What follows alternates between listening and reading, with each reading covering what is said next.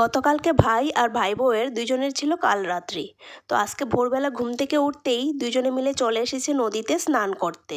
তো এখন তো দুজনে মিলে স্নান করবে, আর তার আগে ভাইয়ের বউ বাবার বাড়ি থেকে আসার সময় যে পাঁচফল সাথে করে নিয়ে এসেছিল সেটা এখন ভাসিয়ে দিল, আর জলের স্রোতে এটা ভেসে ভেসে চলে যাচ্ছে।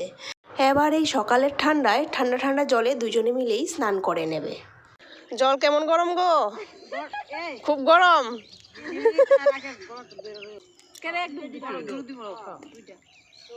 1 2 3